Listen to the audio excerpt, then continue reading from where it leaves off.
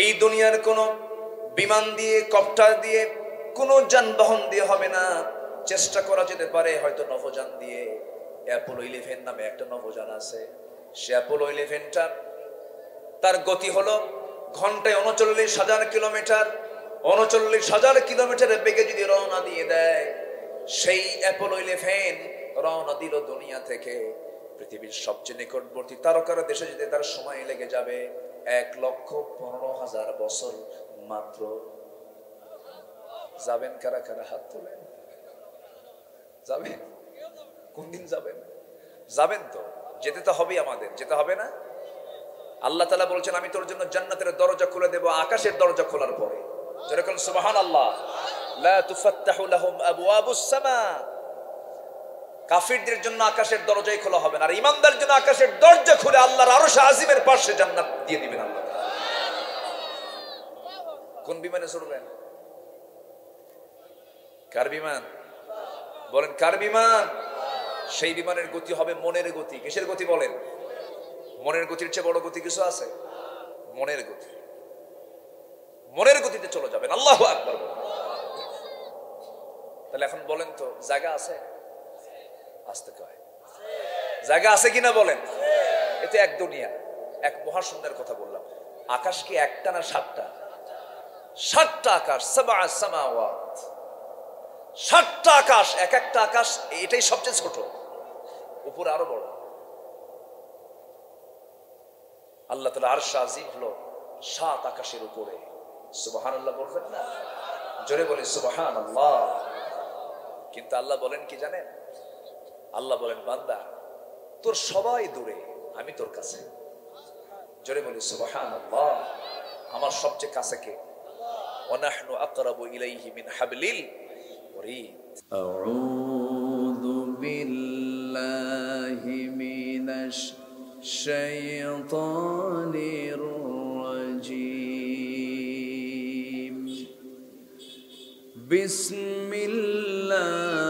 বিসমিল্লাহির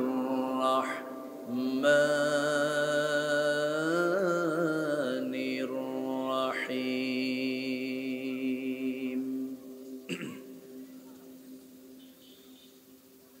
ইন্নাল মুসলিমিনা ওয়াল মুসলিমাতি ওয়াল মুমিনিনা ওয়াল মুমিনাতি ওয়াল কানিতিনা ওয়াল কানিতাত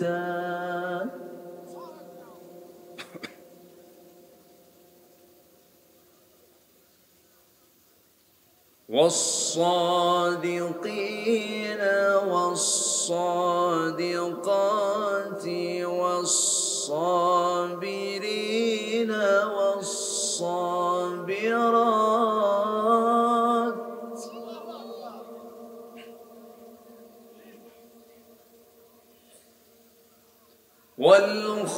والخاشعين والخاشعات والمتصدقين والمتصدقات والصائمين والصائمات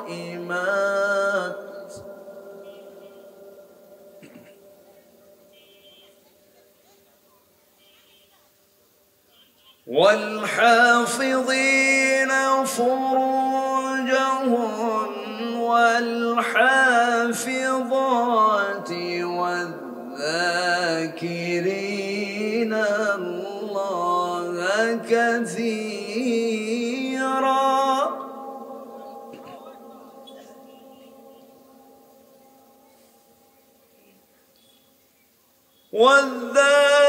والذاكرين الله كثيرا والذاكرات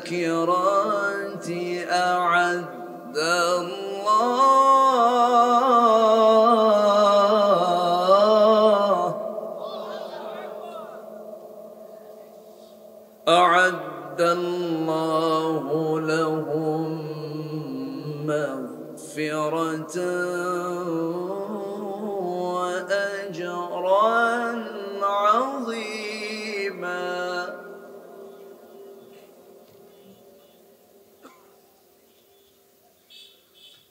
الله أكبر بسم الله الرحمن الرحيم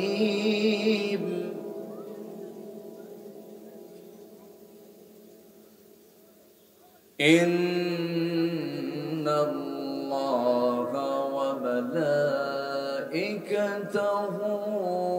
يصلون على النبي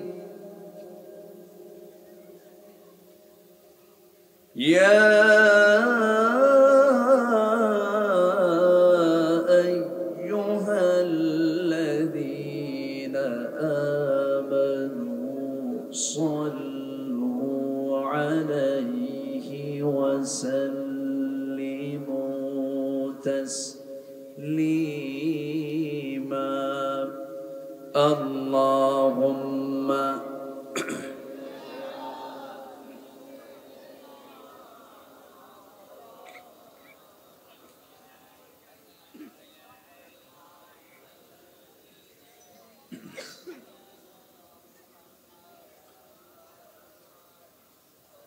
একটু মোহাব্বত দিয়ে নবীর প্রেমে মাতোয়ারা হয়ে আওয়াজ দিয়ে সবাই বলুন আল্লাহুম্মা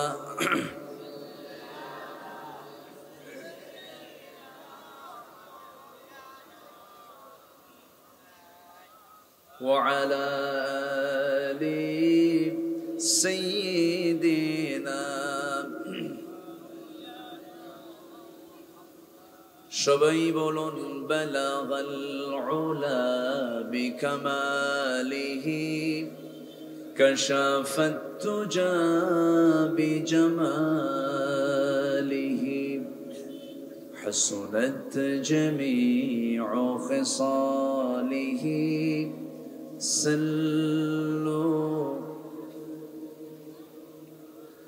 سورة يوسف بدار حكمة لقمان ما قارئ قرآن باري يهدي لسان ما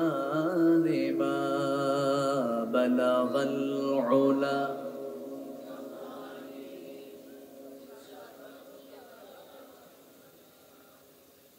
حسنت جميع خصاله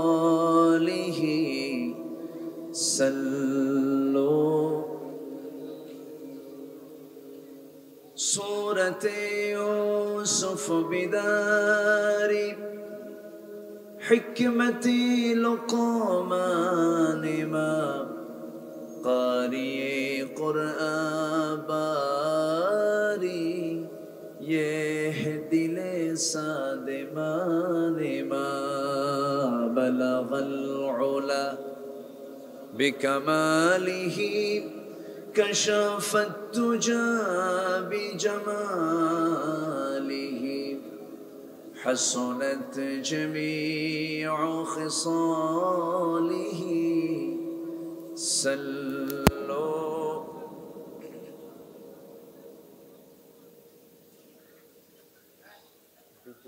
আসবে না বিদ্যুৎ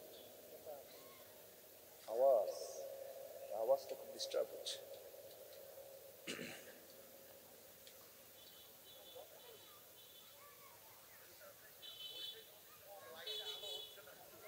আওয়াজে থাকা কঠিন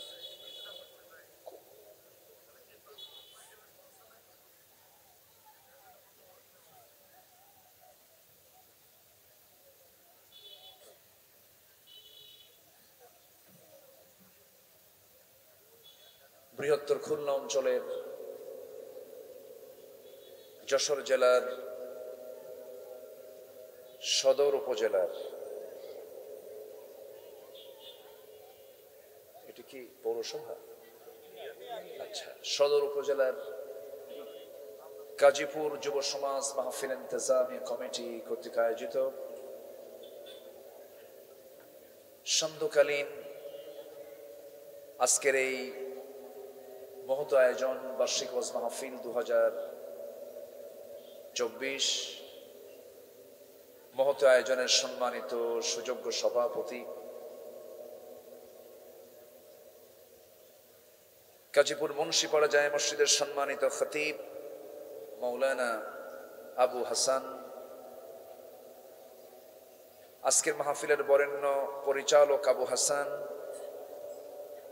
সম্মানিত বরেণ্য সভাপতি জনাব আলতাফ গাজী, আজকের প্রোগ্রামের বরেণ্য অতিথি রামনগর ইউনিয়ন পরিষদের সম্মানিত চেয়ারম্যান মহোদয় জনাব মাহমুদ হাসান লাইফ সাহেব, ওনার চেয়ার কোথায় কেন?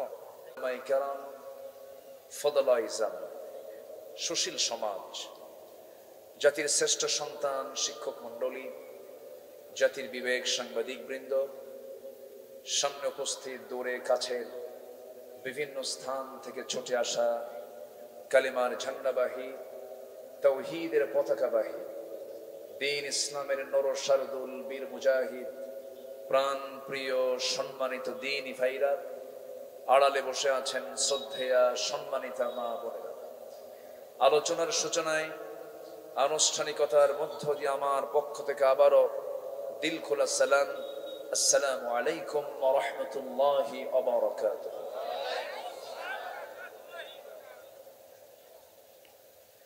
সবাই কেমন আছেন?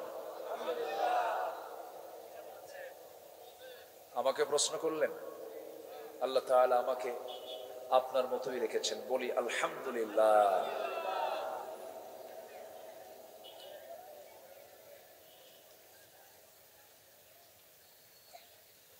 মহান রব্বুল আলামিনের অশেষ শুকর যে মহান আল্লাহ সুবহানাহু ওয়া তাআলা আমাকে আপনাকে এই সন্ধ্যকালীন প্রচন্ড ব্যস্ততা এর মাঝেও আমরা কোরআনের জন্য সময় বের করতে পেরেছি। কারণ এই সময়টা কিন্তু মানুষ খুব ব্যস্ত থাকে। আমরা আসতে পেরেছি জান্নাতের টুকরায়, বসতে পেরেছি রহমানি জালসায়। শুকর আদায় করছে সেই মহান রবের শানে, বলছি আলহামদুলিল্লাহ। সবাই বলছে আলহামদুলিল্লাহ, চিৎকার মেরে বলছি আল্লাহুম্মা ইন্নী আসআলুকা আল হুদা ওয়াত তুকা ওয়াল আফাফা ওয়াল গিনা। সবাই বলি আল্লাহুম্মা লাকা আসলামতু ওয়া বিকা আমানতু ওয়া আলাইকা তাওয়াক্কালতু ওয়া ইলাইকা আনাবতু ওয়া বিকা খাসামতু। আমরা আল্লাহ তাআলার শুকর আদায় করে নিলাম। সম্মানিত হাজিরিন, আমার পিছনে আরেকটা আওয়াজ হচ্ছিল, মনে হচ্ছিল আমার চাইতে বড় বক্তা ওই মেশিন, যাকে আমি থামায় দিয়েছি। এখন আমরা নিরিবিলি কিছু কথা শুনি, কিছু বলি। আমাকে সময় দিচ্ছেন তো নাকি? জোরে বলি ইনশাআল্লাহ। প্রথমেই মাহফিল কমিটির কাছে আমার একটা প্রস্তাবনা, সেটা হলো এবছর সময় সংক্ষিপ্ততার কারণে তারা আমার সঙ্গে যোগাযোগ করেছেন এই 8 থেকে 10 দিন আগে। এই জন্য আমি তাদের জন্য মূল যে টাইমটা আমি দিতে পারিনি। এটা যদি জাস্ট 9টায় হতো অথবা 10টায় হতো, তাহলে আজকে আমার মনে হয় এই জায়গার সংকুলন হতো না। তো এখন যেহেতু অল্প সময়ের এই প্রোগ্রাম তারা নিয়েছেন আমার কাছ থেকে, এই জন্য আমি মাগরিব থেকে এসা যে কথাটা বলবো, আমি নাতি দীর্ঘ কথা হোক, কিন্তু চেষ্টা করব যেন একটা সাবজেক্ট, একটা ধারণা নিয়ে যেন আমরা এখান থেকে বিদায় হতে পারি। জোরে বলি ইনশাআল্লাহ, জোরে বলি ইনশাআল্লাহ। পৃথিবীর সেরা এবং শ্রেষ্ঠ ভাষণ দিয়েছেন একজন মহামানব, জনাবে মুহাম্মদুর রাসূলুল্লাহ। ইয়াখতাবু ফি হাজ্জাতিল ফিদা, তিনি হজের যে বিদায় হজ তিনি করেছিলেন, সেই বিদায় হজের ভাষণ ছিল তার। এমন কোন সাবজেক্ট নাই যা তার মধ্যে ছিল না, কিন্তু তার বক্তৃতার সময় ছিল, ডিউরেশনটা ছিল হলো মাত্র 20 থেকে 25 মিনিট। তারা 20 থেকে 25 মিনিট বক্তৃতায় মানবতার জন্য, আখিরাতের জন্য, তাওহীদ, রিসালাত, আখিরাতকে সামনে রেখে আমার নবীজি সব কথা ফিনিশিং দিয়েছেন। জোরে বলি সুবহানাল্লাহ। তাহলে কি মূল আমলের জন্য কথা শুনতে কি বেশি সময় লাগে? একটু আসেন আমরা সেই আয়াতের দিকে যাই যেখান থেকে আমি তেলাওয়াত দিয়ে শুরু করেছি। আমি এই আয়াতের উপরে এবছর আমি কোথাও আলোচনা করিনি, আজকে প্রথম। তবে প্রথম আলোচনা করেছি আয়াতের উপরে 2011 সালে করেছি। সব জায়গা থেকেই তো কম বেশি 2011 সালের একটা বক্তৃতা আমি এই আয়াতের উপরে করেছিলাম। আজকে দীর্ঘদিন পর কোরআন খুলতে নিয়ে মনে হলো যে না, আজকে এই আয়াতটা থেকেই কথা বলি। সূরাতুল আহজাব, সূরাতুল আহজাবের আমি 35 নম্বর আয়াত শুধু তেলাওয়াত করেছি। এই 35 নম্বর আয়াতকে সামনে রেখে কিছু কথা বলতে চাচ্ছি। ওয়ামা তাওফীকি ইল্লা বিল্লাহ। আমরা শুনতে এসেছি কোরআন, আমরা বড় ভাগ্যবান। সবাইকে কোরআন শুনতে পারে? বিরোধিতাকারীও আছে না নাই? আছে। কোরআনের নাম শুনলে গা জ্বলে, আল্লাহর নাম শুনলে গা জ্বলে, এরকম নাস্তিকও কিন্তু আমার দেশে আছে। একজন সেদিন বলতেছে যে কাজ করলে বিয়ের আগে নারী পুরুষ একত্রিত হলে যদি গুনাহ হয়, তো বিয়ের পরে তো একই কাম হয়, তো বিয়ের পরে আবার গুনাহ হয় না কেন? দেখছেন এটা কি বুঝাবেন আপনি? নারী পুরুষ এক জায়গায় হলে যদি গুনাহ হয়, তাহলে বিয়ের পরে তো নারী পুরুষ একই হয়, এক জায়গায় হয়, তাহলে বিয়ের পরে গুনাহ হবে না, বিয়ের আগে গুনাহ হবে, এটা আবার কোন যুক্তি? দেখেন, এই জাতীয় কথা বলার মতো মানে লাগামহীন এবং বুদ্ধিহীনতার যে সমস্ত কথাগুলো আমরা শুনতে পাই, এটা কি মূলত কোরআন এবং হাদিসের সঙ্গে ধৃষ্টতা নয়? অবশ্যই ধৃষ্টতা। সেদিন একজন বলছে, চলে যাচ্ছে আমার জাহাঙ্গীর ভাই, প্রফেসর জাহাঙ্গীর ভাই, বলতাম যে আলহামদুলিল্লাহ, আল্লাহ কবুল করে। জি। তো আরেকজন বলতেছে যে ওযু চলে যাওয়ার, ওযু ভঙ্গের কারণ কি?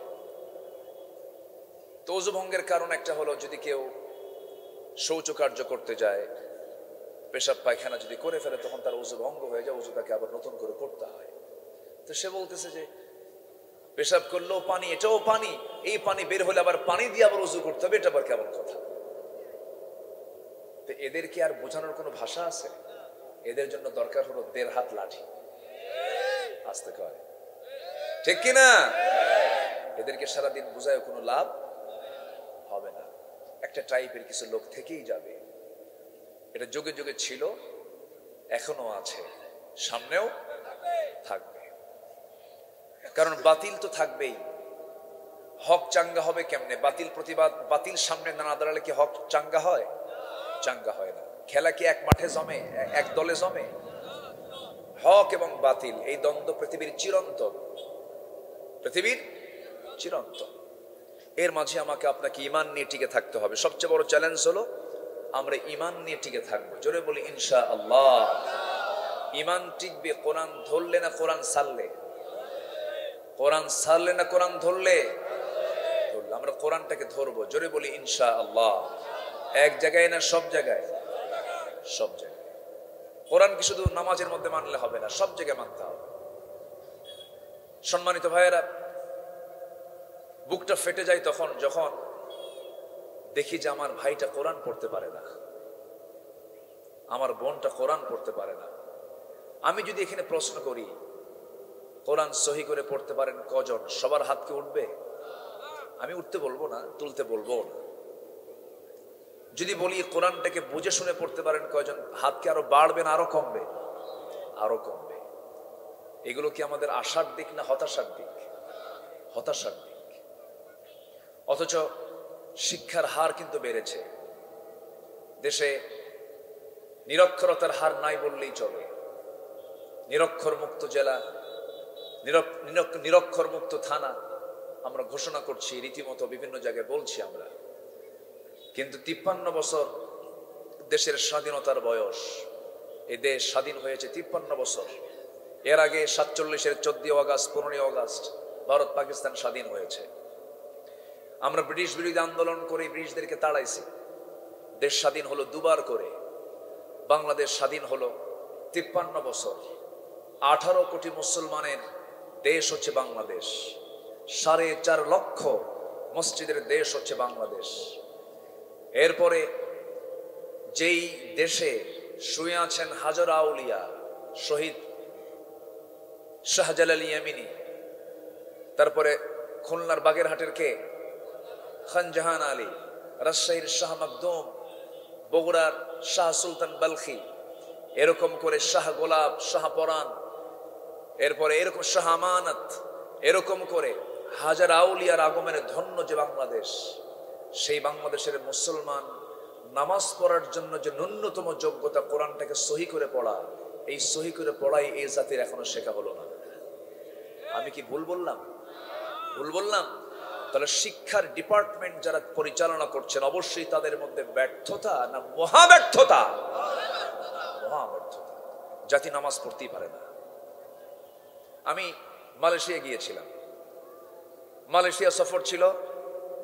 কি সমস্যা? পোকা? আচ্ছা থাক। মালয়েশিয়া গিয়েছিলাম, সে দেশের প্রধানমন্ত্রী ডক্টর আনোয়ার ইব্রাহিম,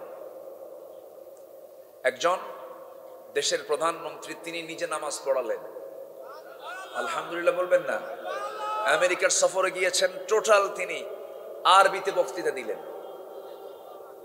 একজন দেশের প্রধানমন্ত্রী।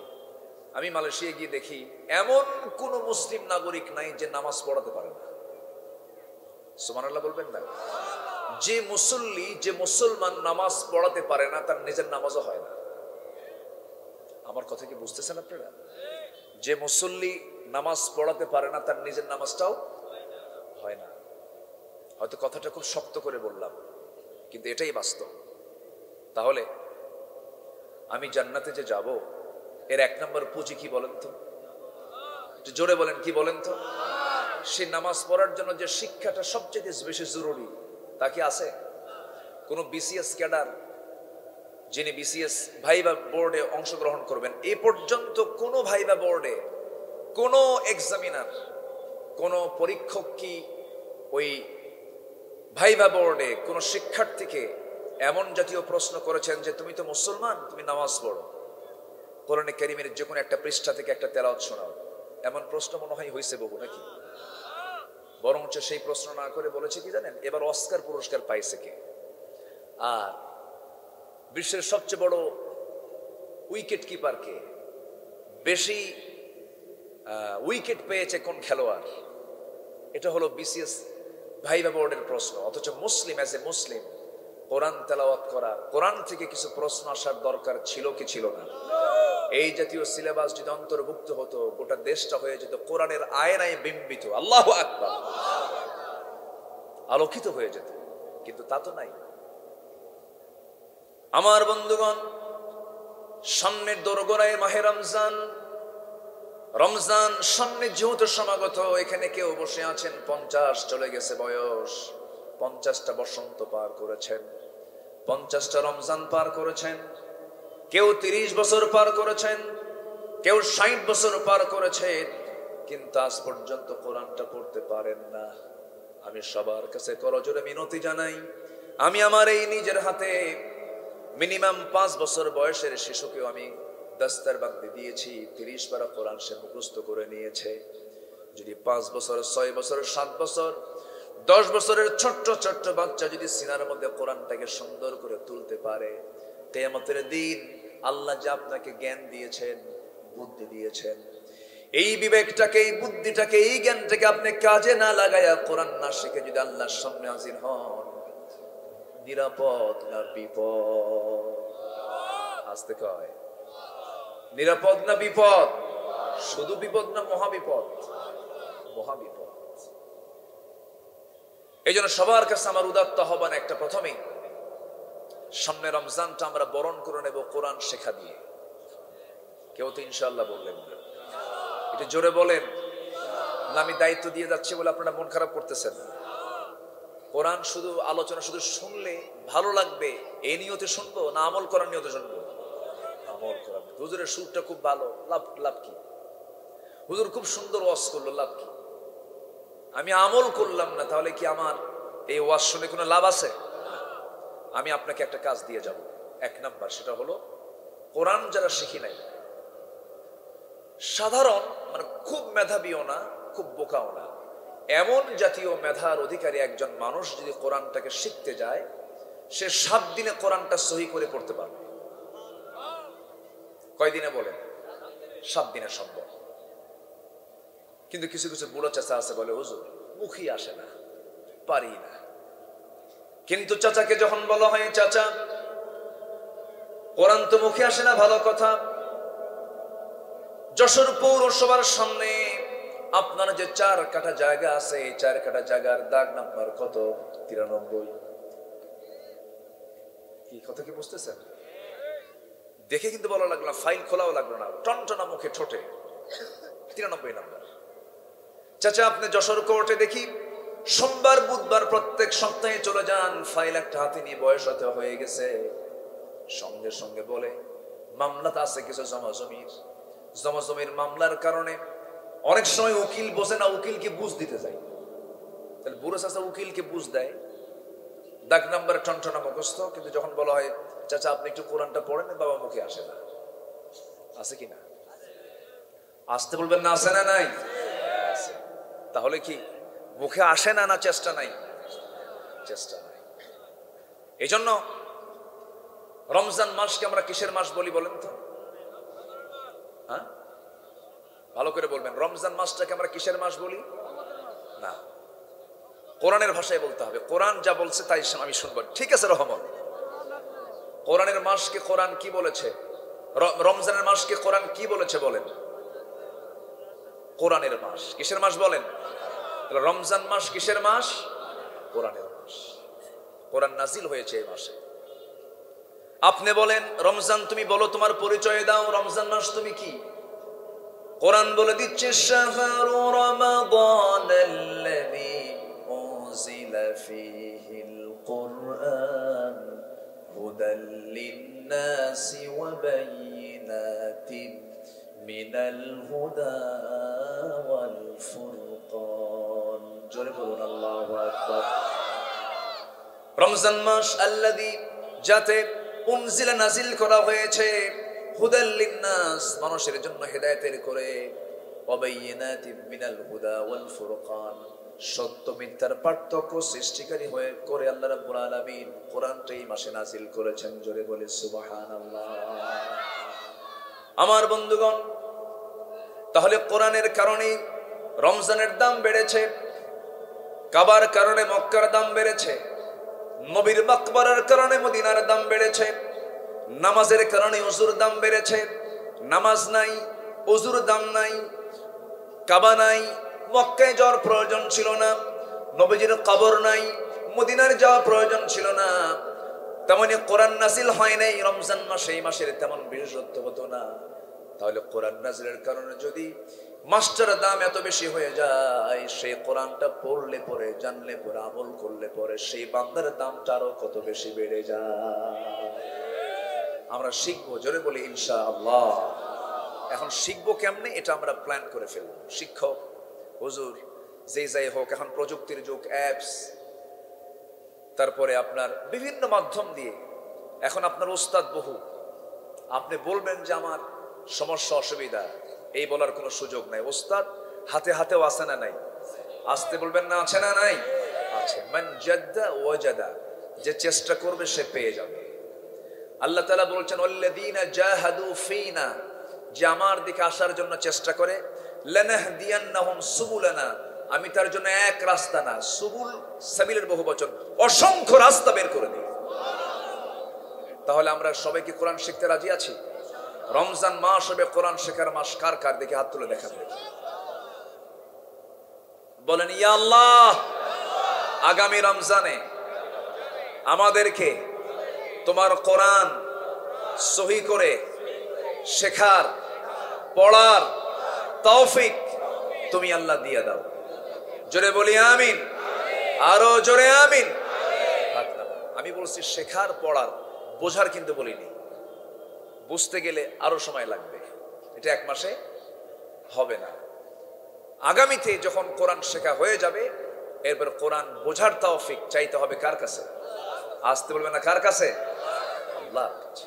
আমি মানে কষ্ট দিয়ে ফেললাম, কষ্ট পাননি তো? কথাগুলো মাথায় রাখতে হবে, কিন্তু আমি কিন্তু কাজ দিয়ে দিলাম আপনাকে, এটা মাথায় রাখবেন। জোরে বলি ইনশাআল্লাহ।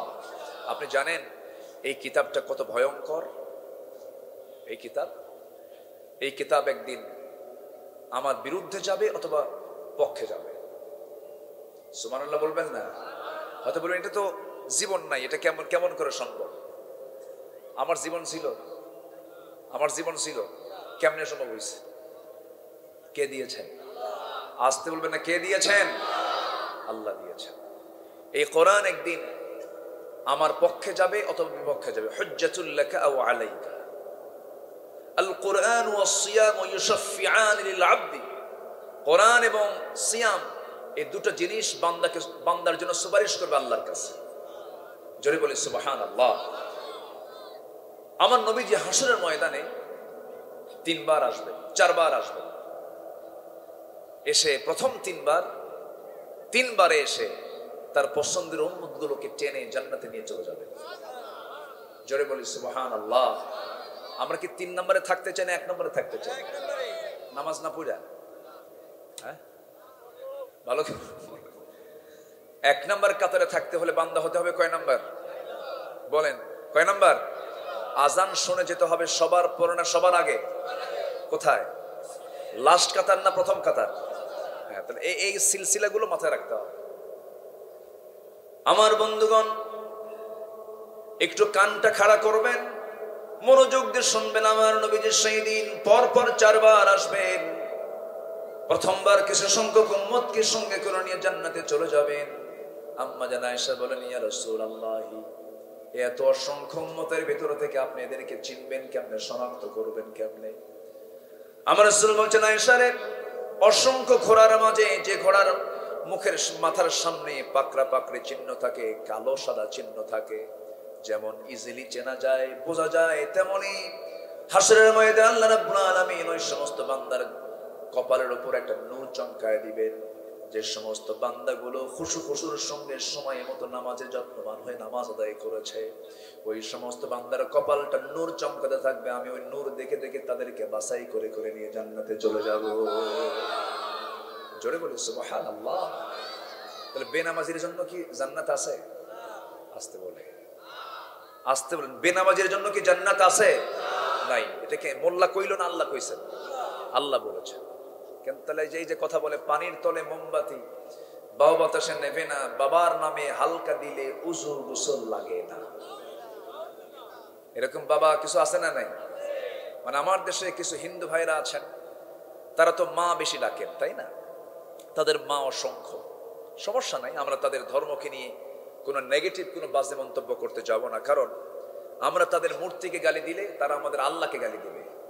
এই জন্য রাসূল মানাও করে দিয়েছেন, লা তাসুব্বুল আসনাম, তোমরা মূর্তিকে গালি দিবা না, বরঞ্চ তোমার অধীনে যদি কোনো অন্য ধর্মের লোক থাকে তাদেরকে পাহারা দিবা, বলেছেন মুহাম্মদ সাল্লাল্লাহু আলাইহি ওয়াসাল্লাম। তো ওই হিন্দু ভাইরা তারা প্রচুর মা, তাদের মায়ের শেষ নাই। মা দুর্গা, মা কালী, মা ভগবতী, মা লক্ষ্মী, আর কি আছে? মা কালী, মা সরস্বতী, বহু মা আছে না? এখন মুসলমানরা চিন্তা করলো যে যেহেতু তাদের মা অনেক, আমরা বাধ্য দয়াল বাবা, পীর বাবা, খাজা বাবা, ন্যাংটা বাবা, উল্টা বাবা আছে না নাই বলেন তো? মানে ওরা ব্যালেন্স করছে একটু, ওরা ধরছে মা আর এরা ধরছে কি? ধরতে হবে কাকে? আস্তে করে ধরতে হবে কাকে? জিকির করে কি দেখছেন? হু আছে না? হু খাজা, দিল কর তাজা, ইসমে জালাল, গাজার কলকি খাওয়া হালাল। জোরে কোন নাউজুবিল্লাহ, জোরে বলেন নাউজুবিল্লাহ। ওই সমস্ত দরবারে কোরআনের সাথে তাদের কোনো সম্পর্ক নাই, কোরআন বুঝি না তারা। ওরা বলে কি জানেন? তোমাদের কোরআন 30 পারা আর আমাদের কোরআন 90 পারা। চরম ভণ্ডামি কিন্তু আছে ওদের ভিতরে। যার মধ্যে নামাজ নাই ওর চাইতে বড় ভণ্ড এই দুনিয়া তার নাই। নামাজ আছে যেখানে, ক্ষমা আছে, বরকত আছে, রহমত আছে, সেখানে বুকটা ফেটে যায়। আমার দেশে মাত্র 5% মুসলমান নামাজি। কত পার্সেন্ট? যশোরেও তাই, খুলনাতেও তাই, কুষ্টিয়াতেও তাই, ঝিনাইদহেও তাই, নড়াইলেও তাই, সব জায়গায় গড় এভারেজে দেখা যায় 5 থেকে 6% মুসলমান নামাজ পড়ে। আর বাকি যারা নামাজ না পড়ে ওরা চিন্তায় আছে যে কোন বাবার দরবারে গিয়ে মুরিদ হওয়া যায়, একটা সার্টিফিকেট পেলে জান্নাত নিয়ে নেবে। তাই তো মুরব্বী হাসতেছে, এমন কি কোনো সুযোগ আছে? তাহলে আমার বন্ধুগণ, এতক্ষণের আলোচনায় আমি আপনাকে একটা কাজ প্রথমে দিতে চাই, সেটা হলো কোরআনটা আমরা শিখে নেব, পরে আবার বোঝার চেষ্টা করব। নাম্বার 2 হলো, আমার বন্ধুগণ, জাহান্নামে যাবার জন্য যদি কোরআনকে প্রশ্ন করেন, কোরআন বলো তো জাহান্নামে যাবার 1 নাম্বার কারণ কি? কেন জাহান্নামে বান্দাকে ঢুকাবেন আল্লাহ? কোন কোন অপরাধে? আল্লাহ রাব্বুল আলামিন কিছু কিছু আয়াত দিয়েছেন, এত ভয়ঙ্কর আয়াত, যে আয়াতগুলো দেখলে পরে চরম ভয় লাগে, মনে হয় আল্লাহ কোনোদিন আমাদেরকে জান্নাতে দিবেন না। এত ভয়ঙ্কর আয়াত। একটা আয়াত আল্লাহ রাব্বুল আলামিন বলেন সূরা মারইয়ামের, খালাফা মিন বা'দিহিম খালফুন আদাউস সালাতা ওয়াত্তাবাউশ শাহাওয়াত ফাসাউফা ইয়ালকাউনা গায়্যা। সূরা মারইয়াম আয়াত নম্বর 59। আল্লাহ রাব্বুল আলামিন বলছেন যে সমস্ত বান্দাগুলো দুনিয়ার জিন্দেগিতে 2টা বড় অপরাধ করে আসবে। নাম্বার 1 হলো যারা নামাজকে নষ্ট করবে, নাম্বার 2 হলো মন যা চায় তাই করবে। এই 2টা অপরাধে যারা জড়িত হয়ে যাবে, আমি তাদেরকে জাহান্নামের মধ্যে দিয়ে ক্ষান্ত হব না, জাহান্নামের গর্তের মধ্যে আমি তাদেরকে ঢুকায় ফেলবো। জাহান্নামের গর্তটা এত ভয়ঙ্কর, এত ভয়ঙ্কর জাহান্নামের গর্ত। তাফসীরে এসেছে জাহান্নামের গর্তগুলোকে জাহান্নাম পর্যন্ত ভয় পায়, এত ভয়ঙ্কর সেই জাহান্নামের গর্তগুলো।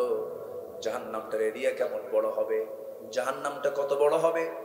এই যে আমরা দিনের বেলা সূর্য দেখতে পাই আকাশের উপরে, আমাদের মাথার উপরে আমরা দেখতে পাই সূর্যটা। সূর্য যদিও দেখতে আমাদের চোখে প্লেটের মতো মনে হয়, কিন্তু ছোট্ট এই পৃথিবীকে আলোকিত করার জন্য 13 লক্ষ পৃথিবীর সমান আল্লাহ তাআলা একটা সূর্য বানাইছেন। জোরে সুবহানাল্লাহ। কয় লক্ষ পৃথিবীর সমান? 13 লক্ষ পৃথিবীর সমান একটা সূর্য বানায়া এত ছোট একটা পৃথিবীকে তিনি আলোকিত করছেন। ওই বিশাল সূর্য যদি সমুদ্রের মুখে যদি ছেড়ে দেওয়া হয়, বাচ্চার মুখে চকলেট দিলে পরে যেমন 3-4 মিনিট পরে চকলেটটা মুখের ভিতরে নিঃশেষ হয়ে যায়, জাহান্নামের মধ্যে যদি এই বিশাল সূর্যকে ঢুকায় দেওয়া হয়, নিমিষেই সেই সূর্যটা জাহান্নামের মধ্যে হেরে যাবে। এত ভয়ঙ্কর জাহান্নাম। সেই জাহান্নামের মধ্যে আবার গর্ত আছে, সেই গর্তটা এত ভয়ঙ্কর। আমার বন্ধুগণ, সেই গর্তের মধ্যে তারা ঢুকবে যারা নামাজকে দুনিয়াতে নষ্ট করে ফেলেছে, নামাজ যারা পড়ে নাই, নামাজ যারা বাদ দিয়েছে। আল্লাহ সবচেয়ে বান্দার উপরে সবচেয়ে বেশি খেপে যান, রেগে যান কি? সাল্লে পড়ে বলে, নামাজ সাল্লে পড়ে।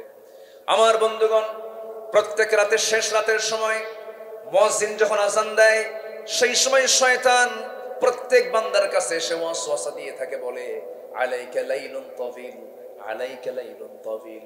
শয়তান কিন্তু ওয়াজও করে, আয়েশা সুন্দর করে ওয়াজ করে আর বলে তোর জন্য রাতটা অনেক লম্বা, ঘুমা ঘুমা, এরকম করে আদর করতে থাকে। শয়তান 3টা গিট মেরে দেয়। 3টা কি মেরে দেয়? গিট। এলাকায় কি বলে? দড়ির গিরা। আচ্ছা, আপনাদের ভাষা তো অনেক সুন্দর, স্মার্ট ভাষা। জি আলহামদুলিল্লাহ বলেন। ওভার স্মার্ট, খালি স্মার্ট বললে ভুল হবে, ওভার স্মার্ট। খুবই সুন্দর ভাষা। এত ভাষা সুন্দর পৃথিবীর কোথাও পাবেন না, বলি আলহামদুলিল্লাহ। আমার একটা বহুল আলোচিত একটা ভাই, একটা মানে 1 মিনিটের একটা বক্তৃতা আছে ভাষার উপরে। যশোর তো যশোরই, তাই না? একটা বক্তব্য আমার আছে, আমি পরে শুনলাম যেটা নাকি সবাই শুনেছে। তো এটা নিয়ামত আপনাদের জন্য, বলি আলহামদুলিল্লাহ। আপনার জন্ম যদি নোয়াখালী হইতো তাহলে কি হতো বলেন? আল্লাহ পাক বলতে পারেন, আল্লাহ আল্লাহ ফাক হয় না। পানিরে হানি কয়, পানিরে কি কয়? হানি কয়। ছেলেকে বাপ বলতেছে, শোবার সময় হয়ে গেছে, ঘুমানোর সময় হয়ে গেছে, ছেলে ঘুমাচ্ছে না, বাপ রেগে উঠে বলতেছে মুতিয়াই হুতি যা। কথা বোঝেন নাই? মুতিয়াই হুতি যা মানে পেশাব করে তাড়াতাড়ি শুয়ে পড়, মুতিয়াই হুতি যা। চিন্তা করেন ভাষার কি মানে কাফন দাফন হয়ে গেছে, একদম ভাষা শেষ। কিন্তু আপনাদের ভাষাটা অনেক সুন্দর ভাষা, বলি আলহামদুলিল্লাহ। তবে মায়ের ভাষা তো সব ভাষাই সুন্দর, সব ভাষাই, ওটাও একটা ভাষা, কিন্তু ভাষার রূপটা চেঞ্জ হয়ে গেছে। এই মজাও লাগে, মজা লাগে না? মজাও লাগে। সম্মানিত ভাইয়েরা, তাহলে আমরা নামাজকে ছেড়ে দেব? শয়তান গিট মারে কয়টা? তিনটা। শয়তান তিনটা গিট মারে। এর মধ্যে একটা গিট হলো বান্দাকে নামাজ থেকে দূরে রাখার জন্য তিনটা গিট মেরে রেখে দেয়। এক নাম্বার গিট, যদি কোনো বান্দা ছোটাতে চায় শয়তানের, সঙ্গে সঙ্গে বান্দা যদি আলাইকা লাইলুন তফিল, আলাইকা লাইলুন তফিল এটাকে না মাথায় নিয়ে যদি সে গা ঝাড়া দিয়ে ওঠে, গা ঝাড়া দিয়ে ওঠার সঙ্গে সঙ্গে শয়তানের একটা গিট খুলে যায়। বান্দা যখন ওযু বানায় আরেকটা গিট ছুটে যায়। আবার যখন বান্দা ওযু বানায় যখন নামাজে দাঁড়ায় গেল, সঙ্গে সঙ্গে তিনটা গিটই ছুটে গেল। সারাদিন পর্যন্ত ওই শয়তান আর ওই বান্দার কাছে সহজে আরাম পায় না। জোরে বলেন সুবহানাল্লাহ। তাহলে শয়তান তাড়ানোর মূল সময় কখন বলেন? বলেন কোন সময়? এই জাতি সবচেয়ে ঘুম পারে কোন সময় বেশি? বুরিকালি উম্মতি ফি বুকুরিহা। আমার রাসূল বলেছেন আমার উম্মতের বরকতময় সময় হলো ফজর। বরকতময় সময় কি? আর এই জাতি ঘুমায় কোন সময় বেশি? ফজর। সারা রাত কি করে? আল্লাহ কি রাতকে দিয়েছেন কাজের জন্য না ঘুমানোর জন্য? সারা রাত এখন কি করে জানেন? সবচাইতে বড় খুব পরিশ্রম করে এটা নিয়ে। এটার কাজ খুব বেশি, এত মেহনত। বউ চলে গেল আপত্তি নাই।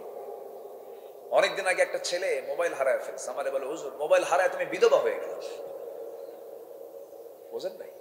মানে এত আসক্তি, কত যে সময় নষ্ট হয় এই প্রযুক্তির পিছনে, কত সময় নষ্ট হয়, কত জিকির করা যেত, কত কাজ করা যেত, কোনো কাজ নাই, বেহুদা সময়টা নষ্ট হয়ে যায়। এই পৃথিবীতে আল্লাহ তাআলা সবচেয়ে দামি জিনিস দিয়েছেন, একটা সূরা নাজিল করেছেন, সেই সূরার নাম হলো সূরাতুল আসর, সময়ের সূরা। কিসের সূরা বলেন? সময়, দ্য টাইম। সময়কে আমরা দাম দেব। তাহলে আমাদের শয়তানকে নিজের শরীর থেকে আগে তাড়ানোর জন্য প্রথম উদ্যোগ নিতে হবে কোন সময়? বলেন কোন সময়? আজকে কি ফজর হবে সবার? আমি কিন্তু সাইজ করতেছি ধীরে ধীরে, রাগ করা যাবে না ভাই। রাগ করতেছেন আপনারা? আমার ওয়াজের ধরনটা একটু ভিন্ন।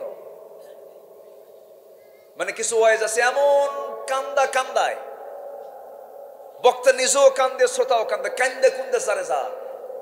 যখন বলা হয় বুঝলেন কি? বুঝলাম তো না, কানলাম ঠিকই, বুঝলাম না কিছু। তাহলে ওই কান্দে লাভ আছে বলেন? ওই কি বলে, একটা ছোট্ট মেয়ে 8 বছর বয়স, হাও মাও করে কান্দে। মা এসে বলতেছে মা তুমি কান্দো কেন? তাও কান্দে। তো সন্তানের কান্না দেখে মা কে থাকে? মাও কান্দে। তো মা বেটির কান্না দেখে সব আশেপাশের প্রতিবেশী এরা এসে, এই বাপ দুই মা মেয়ের কান্না দেখে এরাও কান্দে। কান্দা কান্দি শেষে এসে এখন সবাই মিলে প্রশ্ন করছে, মা আমরা তো সবাই তোমার জন্য কান্দলাম, কিন্তু তুমি কান্দলা কেন? এটা তো বুঝলাম না আমরা। কান্নার কারণটা কি একটু বলো। বলতেছে কান্দলাম এই জন্য মা, আমার বয়স এখন 8 বছর। যখন আমার বয়স 18 বছর হবে তখন আমার বিয়ে হবে। বিয়ে হওয়ার পরে একটা বাচ্চা হবে, সেই বাচ্চাটা একটা ছেলে সন্তান হবে। ওর বয়স যখন 8 বছর হবে, ওই সময় যদি বাচ্চাটা মরে যায় আমি থাকবো কেমন? এই জন্য কান্না। কি কথা কি বুঝতেছেন আপনারা? তাহলে কান্নার কোনো কারণ হলো? কাঁদতেই যদি হয় আমরা কাঁদবো কার কাছে? ওই ফজরে উঠে কাঁদবো। আমার কান্না কেউ শুনবে না, শুনবেন শুধু কে? আমার অভাব কেউ দূর করবেন, অভাব দূর করবেন কে? আমার আল্লাহ। তাহলে আমরা সিদ্ধান্ত নিলাম, শয়তানের সারাদিনের প্রথম যে তার অপারেশন সেটা হলো গিট দিয়ে রাখে ঘুমন্ত অবস্থায়, ওই গিট ছুটাবো আমরা। দিন শুরু করব নামাজ দিয়ে, সেজদা দিয়া, আবার সুন্দর করে কোরআন তেলাওয়াত করব।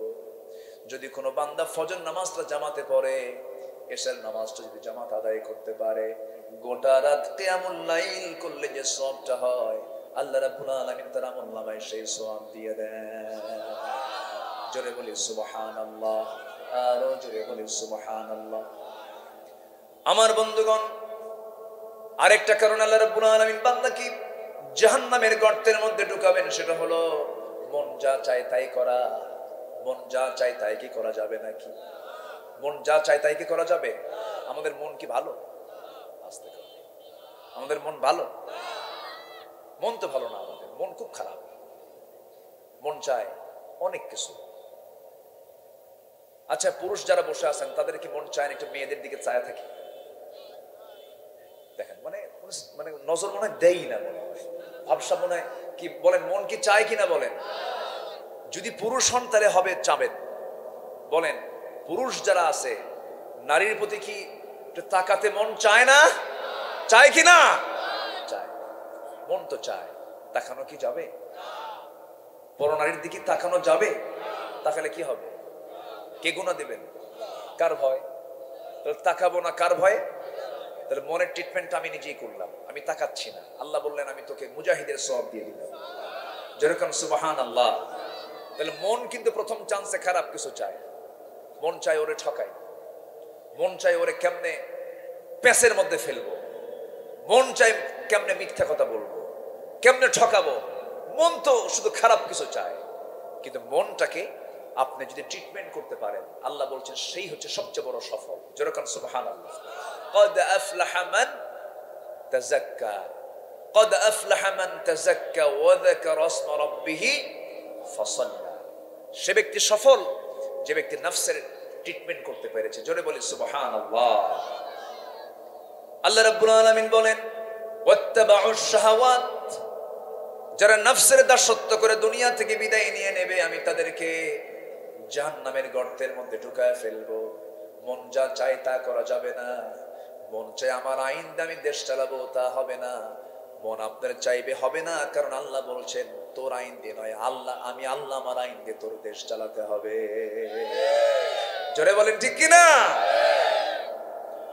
মন যা চায় তাই করা যাবে না।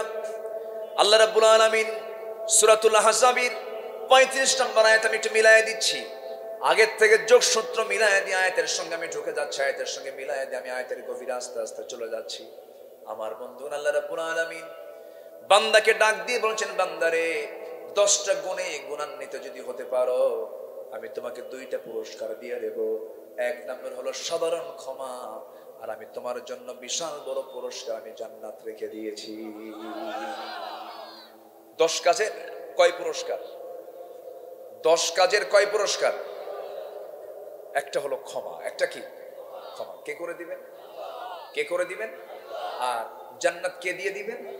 সবাই কি জান্নাত নিতে চান? জান্নাত ছোট না বড়? পৃথিবী বড় না জান্নাত বড়? সর্বনিম্ন জান্নাত হলো 10টা পৃথিবীর মতো একটা জান্নাত। কয়টা পৃথিবী বলেন? ছোটখাটো হয়ে গেল মনে হয় না?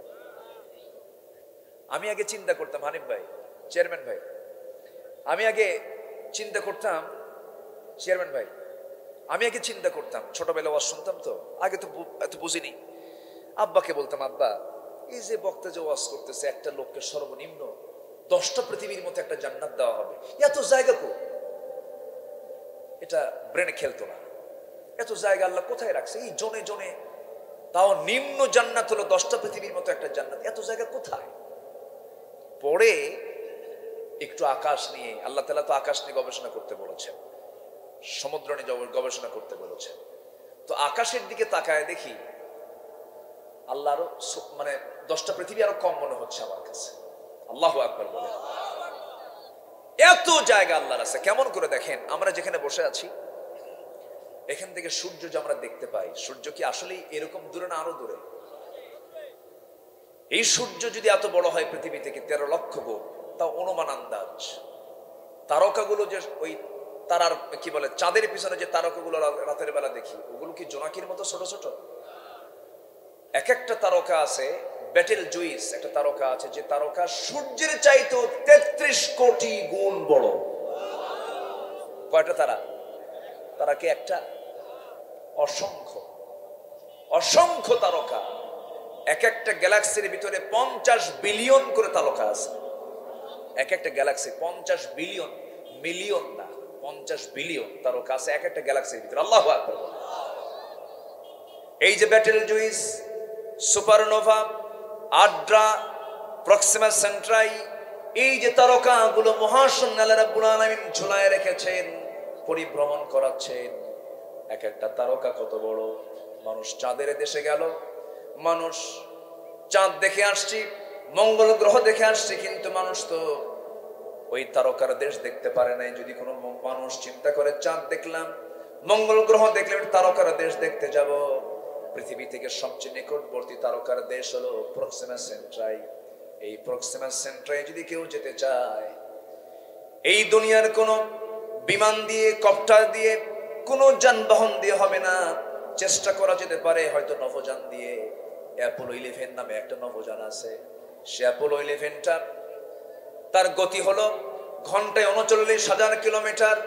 39,000 কিলোমিটারের বেগে যদি রওনা দিয়ে দেয়, সেই অ্যাপোলো 11 রওনা দিল দুনিয়া থেকে পৃথিবীর সবচেয়ে নিকটবর্তী তারকার দেশে যেতে তার সময় লেগে যাবে 1,15,000 বছর মাত্র। যাবেন কারা কারা? হাত তোলেন। যাবেন? কোন দিন যাবেন? যাবেন তো, যেতে তো হবে, আমাদের যেতে হবে না? আল্লাহ তাআলা বলছেন, আমি তোর জন্য জান্নাতের দরজা খুলে দেব আকাশের দরজা খোলার পরে। যেরকম সুবহানাল্লাহ, লা তুফাত্তাহু লাহুম আবওয়াবুস সামা। কাফিরদের জন্য আকাশের দরজাই খোলা হবে না, আর ঈমানদারদের জন্য আকাশের দরজা খুলে আল্লাহর আরশ আজিমের পাশে জান্নাত দিয়ে দিবেন আল্লাহ। কোন বিমানে চড়বেন? কার বিমান? বলেন কার বিমান? সেই বিমানের গতি হবে মনের গতি। কিসের গতি বলেন? মনের গতির চেয়ে বড় গতি কিছু আছে? মনের গতি। মনের গতিতে চলে যাবেন। আল্লাহু আকবার।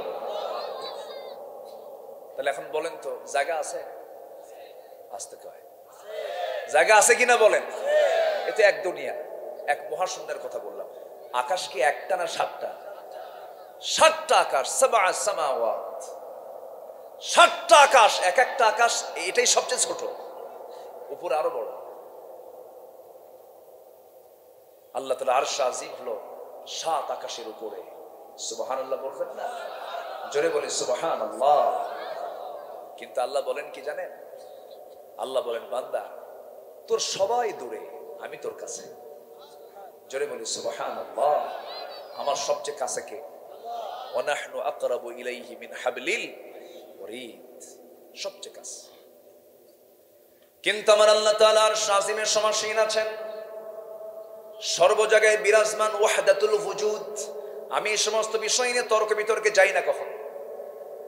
আমি মাসলা মাসাইল নিয়ে আমি কখনো এরকম আউটডোরে কোনো কথা বলে ট্রল হোক, গন্ডগোল লাগুক, কালেম আলেম ক্যাসাল লাগুক, এগুলো আমি চাই না।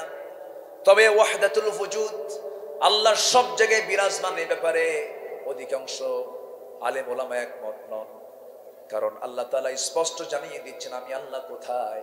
আর রহমানু আলাল আরশি ইস্তাওয়া। আমার আল্লাহ তাআলা আরশ আজিমের সমাসীন আছেন। জোরে কোন সুবহানাল্লাহ। টয়লেট নাই, টয়লেট? আল্লাহ টয়লেটে থাকে? আমার বন্ধুগণ একটু কান লাগাবেন, আমি গভীরে যাব না, শুধু এতটুকু বলবো, আমার বন্ধুগণ সে আল্লাহ তাআলা আরশ আজিমে আছেন। কিন্তু আমি কি করি, আপনি কি করেন? দিনের আলোতে, রাতের আধারে, কেউ না জানলেও আমার আল্লাহর ইলমটা জেনে যায়, সব তিনি বুঝে নেন। আমার বন্ধুগণ আজকের এই প্রযুক্তির যুগে আরো সহজ হয়ে গেছে। আপনার মোবাইলে টাকার দরকার, আপনি একটা নক দিলেন, চাপ দিলেন, সব হিস্ট্রি আপনার মধ্যে চলে আসলো। আজকের এই প্রযুক্তির যুগে অনেক কিছুই সম্ভব। আমার আল্লাহর ফেরেশতা আছে না নাই? আসতে বলবেন না, আছে না নাই? সব তারা অটো রেকর্ড করছে। আগে হুজুররা ওয়াজ করতো, যখন যে আমলনামা ডান হাতে দেওয়া হবে, বাম হাতে দেওয়া হবে, নাস্তিকরা বলতো হুজুররা কি কয়, এতগুলো খাতা নিয়ে চলবে কেমনে? এখন উত্তর দিবি না? এখন উত্তর দে। এখন তার আমল নামার তো আর খাতা লাগে না, এখন কি লাগে? সব মেমোরি। সব কি মেমোরি? 50 কেন 50টা ঘরের মধ্যে যে কাগজপাতি আছে, যে হিসাব আছে, একটা মেমোরির মধ্যে তার চেয়ে বেশি থেকে যায়। এখন তার কেউ প্রশ্ন করেন, আল্লাহ তাআলা ঝুলায় দিবেন, আমলনামা ঝুলায় দিবেন প্রত্যেক বান্দার কাঁধে, বুকে, অথবা ডান হাতে, বাম হাতে ঝুলায় দিয়ে বলবেন, ইকরা কিতাবাকা কাফা বিনাফসিকা আল-ইয়াওমা আলাইকা হাসিবা।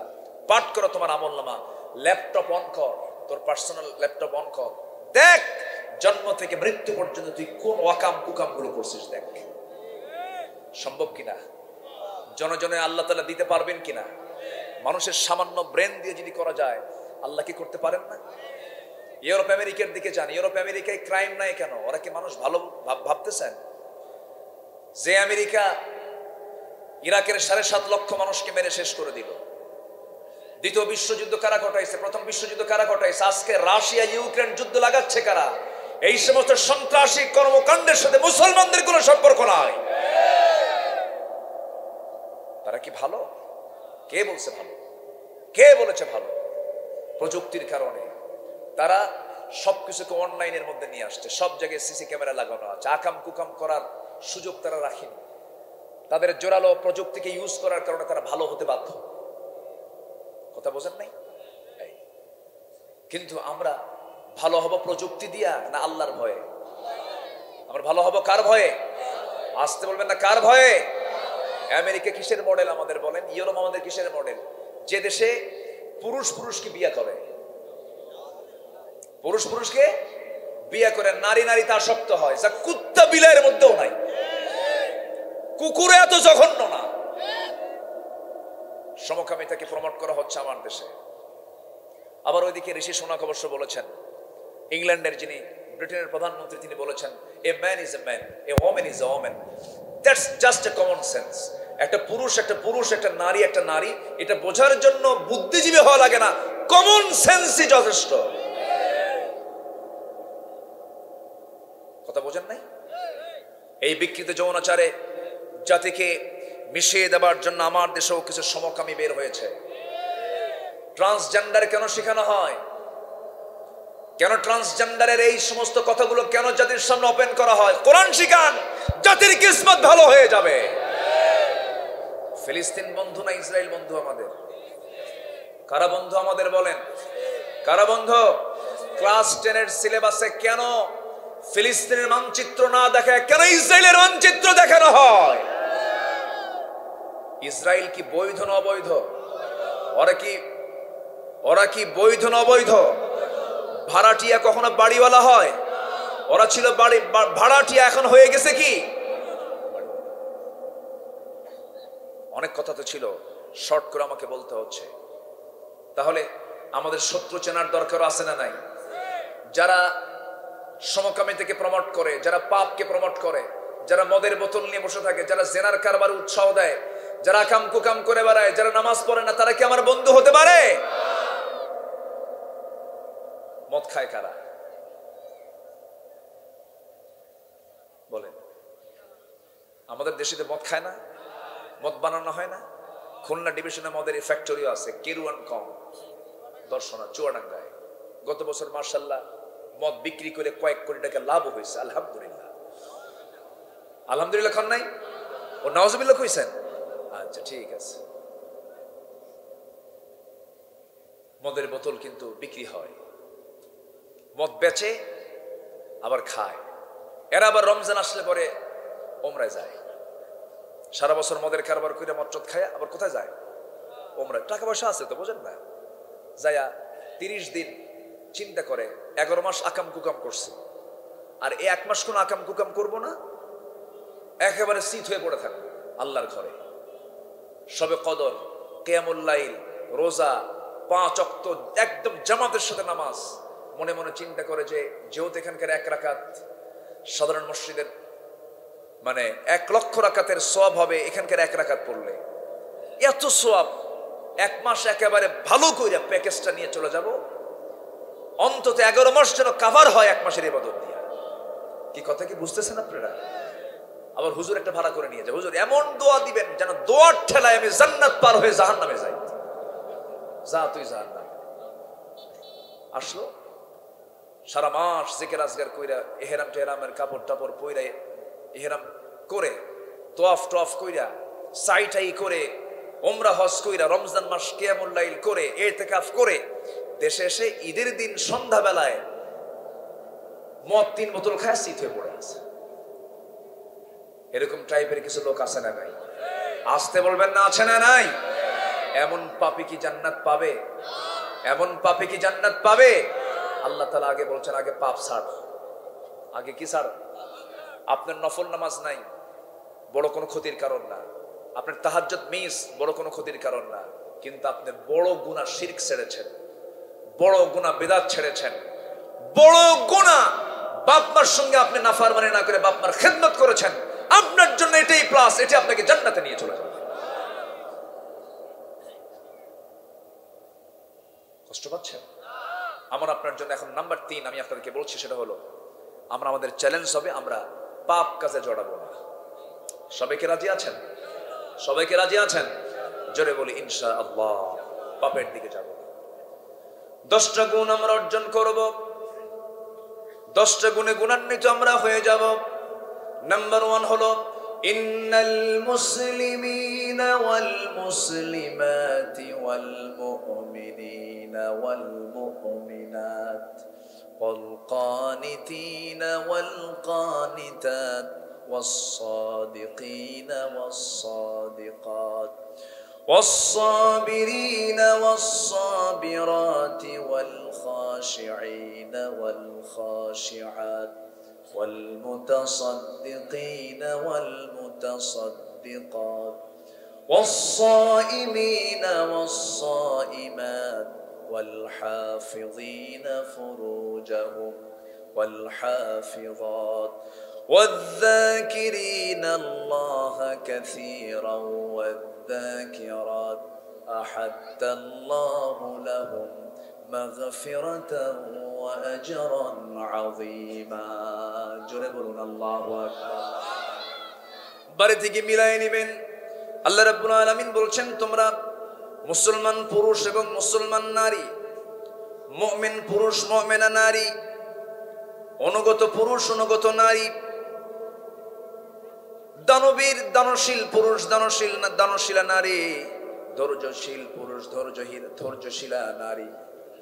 এরপর আল খাশিঈনা ওয়াল খাশিআত, আবার বলছেন বিনয়ী পুরুষ বিনয়ী নারী, ওয়াল মুতাসাদ্দিকিনা ওয়াল মুতাসাদ্দিকাত, দানশীল পুরুষ দানশীলা নারী, ওয়াস সাইমিনা ওয়াস সাইমাত, রোজা রাখা পুরুষ রোজা রাখা নারী, ওয়াল হাফিযিনা ফুরুজাহুম, লজ্জাস্থানের হেফাজতকারী পুরুষ এবং লজ্জাস্থানের হেফাজতকারিণী নারী, ওয়াযাকিরিনা আল্লাহ কাসীরা, আল্লাহর জিকির করনে ওয়ালা পুরুষ এবং জিকির করনে ওয়ালি নারী। এই 10টা গুণে গুণান্বিত যে বান্দা হবে, আল্লাহ বলছেন তাদের জন্য আমি আল্লাহ সাধারণ ক্ষমা ঘোষণা করে দিলাম এবং তাদের জন্য আমি আল্লাহ জান্নাত রেডি রেখে দিয়েছি। জোরে বলি সুবহানাল্লাহ। এখন প্রশ্ন হলো হুজুর যতগুলো বললেন সব তো আমাদের মধ্যে আছে, আমরা তো মুসলমান, আমরা তো ইমানদার, আমরা তো অনুগত, আমরা তো সেজদা দেই, আমরা তো রুকু করি, আমরা তো দান করি, আমরা তো রোজাও রাখি, আমরা তো জিকিরও করি, আমরা তো লজ্জাস্থান হেফাজত করি, সব বললাম সব ঠিক আছে, কিন্তু আমার বন্ধুগণ আসলে কি আমরা ঠিক আছি নাকি? আমরা কি ঠিক আছি? ঠিক না। ঈমান কারা এনেছেন দেখেন। একজন সাহাবী ঈমান আনলেন, ফলাফল কি হলো? যিনি ঈমান এনেছেন তার বাপ মারা গেছে আগে, এতিম, চাচার কাছে মানুষ হয়েছে। চাচার কানে সংবাদ গেছে ভাতিজা ইসলাম কবুল করছে, দিন মেনে নিয়েছে, মুসলমান হয়েছে, ঈমান এনেছে। বলা হলো ভাতিজা শুনলাম তুমি নাকি ইসলাম কবুল করেছো, তোমার আব্বা কত আগে মারা গেল, আমি তোমাকে নিজে লালন পালন করলাম, নিজের সম্পত্তি দিলাম, তুমি এত বড় অপরাধ করে ফেললে। ভাতিজা বলতেছে চাচা আপনার দৃষ্টিতে এটা অপরাধ হতে পারে, কিন্তু আমি জান্নাতের রাস্তা খুঁজে পেয়েছি। জোরে বলি সুবহানাল্লাহ। সবচাইতে ওই পথিকটা বড় বিপদের পথিক, ওই পথিকটা সবচেয়ে বড় বিপদের পথিক যে জান্নাতের রাস্তা হারায়া ফেলবে। কিসের রাস্তা হারায়া ফেলবে? তাহলে আমাদের সবার আগে সব রাস্তা হেরে যায় আমরা, কিন্তু ভোলা যাবে না কিসের রাস্তা? জান্নাতের রাস্তা। সে বড় বড় কপাল যে জান্নাতের রাস্তাটা হারায়া ফেলেছে। এই সাহাবী করলেন কি? চ্যালেঞ্জের সম্মুখীন হয়ে গেলেন। বলা হলো তুই ইসলাম ছেড়ে দিবি নচেত এই বাড়ি ছাড়বি। সঙ্গে সঙ্গে তিনি বললেন বাড়ি ছেড়ে দেব, ইসলাম ছাড়বো না। চাচা প্রচন্ড ক্ষেপে গিয়ে থাপ্পড় মেরে জমিনে ফেলে দিয়েছে। সঙ্গে সঙ্গে বলল তোর থেকে আমি জোর করে সম্পত্তি সব নিয়ে নেব। জবাবে এই ভাতিজা ইমানদারের সাহাবী বলে ফেলতেছেন চাচা জোর করবেন কেন? জোর করার দরকার নাই। আপনি যে আমাকে সম্পত্তির লোভ দেখাচ্ছেন, এগুলো আমার নেওয়ার প্রয়োজন নাই, আমি আপনাকে বিনা শর্তে সবকিছু আপনাকে আমি দিয়ে দিলাম, আপনি নিয়ে নেন, আমি ঈমান ছাড়তে পারবো না। চাচা খেপে গিয়ে রেগে গিয়ে জামার কলারটা টান মেরে ধরে ছিঁড়ে ফেলেছে জামা। এবার বলতেছে তোর পায়জামাটাও খুলে ফেল, লুঙ্গিটাও খুলে ফেলেছে, উলঙ্গ করে ঘর থেকে বের করে দিয়েছে। আমার বন্ধুগণ, এই সাহাবী মার দরজার সামনে গিয়ে বলে, মা দরজা খুলে আমার দিকে তাকাবা না, আমি উলঙ্গ। আমার চাচা আমার শরীর থেকে লুঙ্গি পর্যন্ত খুলে নিয়েছে, আমাকে কোনো মতো সতর ঢাকার জন্য একটা চাদর দিয়ে দাও মা। একটা চাদর দিয়ে দেওয়া হলো। সেই চাদরটা পরেই মাকে লক্ষ্য করে বলছে, মা আমি চললাম নবীর দরবারে, এই দুনিয়ার কোন দরবার আমার পছন্দ নয়, ঈমান এনেছি, ঈমানের উপর আমি টিকে থাকতে চাই মা, আমি চললাম মদিনার পানে। ওই সাহাবীর বাড়ি ছিল মক্কা এবং মদিনার ঠিক মাঝখান বরাবর। ওই সাহাবী শীতের রাতে রওনা দিয়েছেন। আমি আব্দুল উজ্জা। কেন আব্দুল উজ্জা? কোনোদিন হতে পারে না, তুমি হলে আব্দুল্লাহ। হুজুর আমি ইসলাম কবুল করে নিয়েছি, হুজুর ইসলাম কবুল করার কারণে আমার বাড়ি থেকে আমার চাচারা সমস্ত সম্পত্তিগুলো সিজ করে আমাকে বাড়ি থেকে বের করে দিয়েছে। আমি বাড়ি থেকে বের হয়ে চলে এসেছি চিরতরে, সমস্ত সম্পত্তি দিয়ে এসেছি, কিন্তু আমি আমার ঈমানের দৌলতটা আমি হাতে সংরক্ষণ রেখেছি। নবীজি বুকের সঙ্গে জড়ায়া ধরলেন, জড়িয়ে ধরে বলছেন, ও আমার প্রিয় সাহাবী আব্দুল্লাহ, তোর চাওয়া কি বল। এবার রাসূল বলছেন, তোমার কি চাওয়া বলো। সাহাবী বলছেন, হুজুর আপনি আমার জন্য দোয়া করুন, আপনার মন যা চায় আপনি বলেন।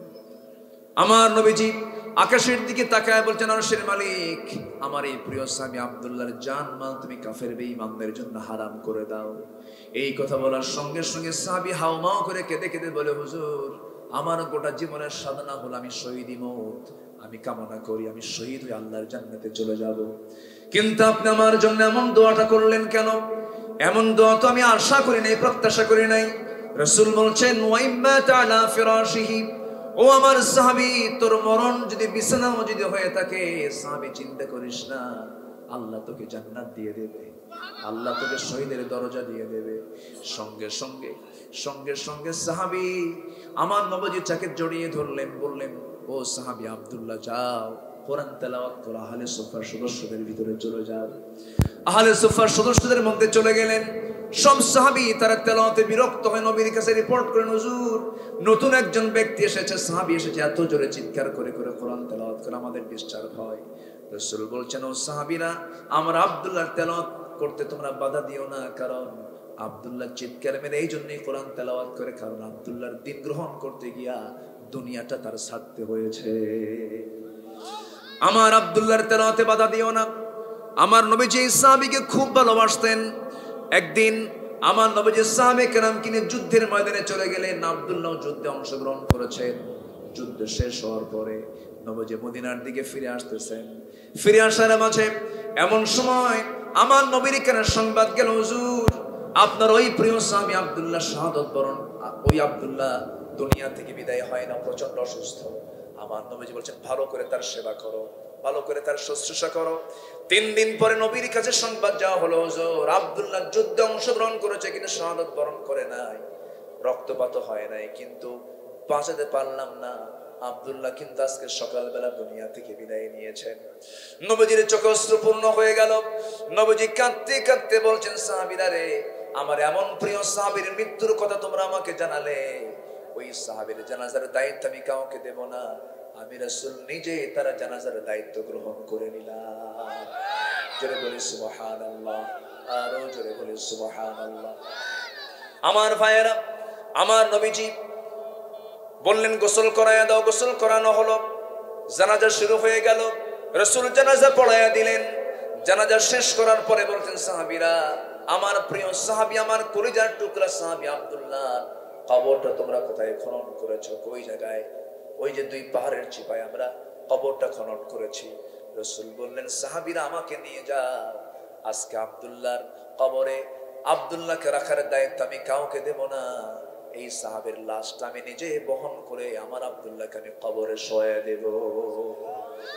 আমার নবীজি কবরের সামনে চলে গেলেন, কবরে মাটিতে নামলেন, হাতটা গায়ে দিলেন। এমন সময় লাশটা যখন হাতে দেওয়া হলো, রাসূল বলছেন, আমরা আবু বকর ডানে নামো, ওমর বামে নামো। কি কত বড় ভাগ্যবান সাহাবী, সেই সাহাবী কবরবাসী, যার কবরে নেমেছেন আমার নবীর মতো মানুষ, আবু বকর ওমরের মতো মানুষ। যখন সুবহানাল্লাহ, আমার নবী যেবার বলছেন লাশটা দিয়ে দাও হাতে, শোয়া দিলেন আব্দুল্লাহকে নবীজি নিজ হাতে বুকের উপরে হাত রেখে কেঁদে কেঁদে আরশে আজিমের মালিকের দিকে লক্ষ্য করে বলছেন, আল্লাহ তাআলা, এই আমার আব্দুল্লাহর মৃত্যুর দিন পর্যন্ত, এই মুহূর্ত পর্যন্ত আমি আব্দুল্লাহর উপরে রাজি আছি, সন্তুষ্ট আছে, তুমি আল্লাহ মাফ করে দাও। এই দোয়াটা যখন করলেন, পাশে একজন সাহাবী, খুব সচেতন সাহাবী, আল্লাহওয়ালা সাহাবী সাদ ইবনে আবি ওয়াক্কাস রাদিয়াল্লাহু তাআলা চিৎকার মেরে মেরে পাগলের মতো বলছেন, আরে ওরে সাদ, তোর মতো হতভাগা বান্দা এই দুনিয়াতে নাই। এই সাদ বিন আবি ওয়াক্কাস আজকে জীবন্ত সাহাবী না, জীবন্ত সাদ না হয়ে যদি মরা সাদ হতো, এই কবরবাসী যদি হয়ে যেত, এই সাদের জীবনটা বড় ভাগ্যবান হয়ে যেত। যেরকম সুবহানাল্লাহ। আমার ভাইরা, আমার বন্ধুগণ, ইমান টেনেছি, ইমানটার যত্ন আমরা নেব। জোরে বলি ইনশাআল্লাহ। ইমানের যত্ন আছে না নাই বলেন? যত্ন আছে। বাগান সাজাবেন, মেহনত করতে হয়। জঙ্গল বানাবেন, কোনো মেহনত লাগে না। ইমান এনেছি, ইমানের যত্ন নিতে হবে। খারাপ হবেন, খারাপের জন্য কোনো যত্নের প্রয়োজন হয় না। ইমান যখন এনেছি, প্রথম আহ্বান আমরা নামাজ পড়বো। কি পড়বো বলেন? নামাজ পড়বো। নামাজের জন্য কি শিখতে হবে বলেন? কোরআন শিখতে হবে। কোরআন শিখবো। জোরে বলে ইনশাআল্লাহ। নামাজটা শুরু করব কোন নামাজ দিয়ে বলেন? কার গিট ছুটাবো? কার গিট ছুটাবো? শয়তানের গিট ছুটাবো। এরপর ইমানের যত্ন নেব আমরা। ইমানের মধ্যে শিরিক ঢুকাবো না, ইমানের মধ্যে বেদাত ঢুকাবো না, ইমানের মধ্যে সুদ ঢুকাবো না, ইমানের মধ্যে মদ ঢুকাবো না, ইমানের মধ্যে বেনামাজি লোককে ঢুকাবো না, ইমানের মধ্যে আমার সেই নেতাকে ঢুকাবো না যে নেতা নামাজ পড়ে না। ঠিক কিনা? যুবকরা বিশেষ করে, তোমাকে যারা মদের বোতল তুলে দেবে, অস্ত্র হাতে তুলে দেবে, তোমাকে জেনা করার জন্য উৎসাহ দেবে, যুবক তোমার চরিত্র নষ্ট করার জন্য তোমার হাতে ইয়াবা দেবে, ট্যাবলেট দেবে, ওই সমস্ত নেতৃত্বের মুখে তোমার জুতা মারতে হবে। যুবকরা রাজি আছো? কারা কারা হাত উঁচু করে দেখাও।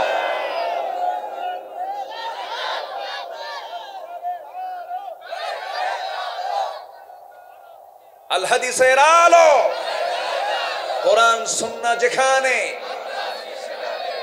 আল কোরআনের আলো।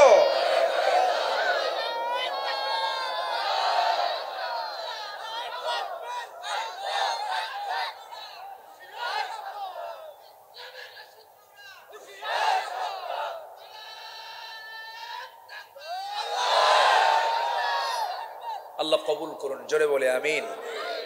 আজান তো বহু আগে হয়ে গেছে মনে হয়। আজান মনে হয় হয়েছে না? আজান হচ্ছে মনে হয়। সম্মানিত ভাইয়েরা, সম্মানিত বন্ধুগণ, আমরা নামাজ পড়ি না ইনশাআল্লাহ? নামাজ পড়ি তো? এশার নামাজ পড়বেন কারা? একটু হাত তুলে দেখেন তো দেখি। জোরে বলি ইয়া আল্লাহ, আমাদেরকে ফজর, জোহর, আসর, মাগরিব, ইশা 5 ওয়াক্ত সালাত আদায় করার তৌফিক তুমি আল্লাহ দিয়া দাও। জোরে বলি আমিন। আরো জোরে আমিন। সম্মানিত ভাইয়েরা, সম্মানিত বন্ধুগণ, মাহফিলটা কিসের? এটা যুব সমাজ। গত বছর মাহফিল হয়েছে, আলহামদুলিল্লাহ। আল্লাহ তুমি এই মাহফিলকে কবুল করো। জোরে বলি আমিন। এখানে অনেক মুরব্বীরা আছেন, যখন আজান হয়ে যায় তখন নামাজটা কি হয়ে যায়? জরুরি হয়ে যায়। তো তেমনি যখন কেউ মারা যায় তখন তার জন্য জানাজাটা কি হয়ে যায়? যখন কারো মেয়ে বড় হয়ে যায় তখন তার জন্য কি জরুরি হয়ে যায়? বিবাহটা জরুরি হয়ে যায়।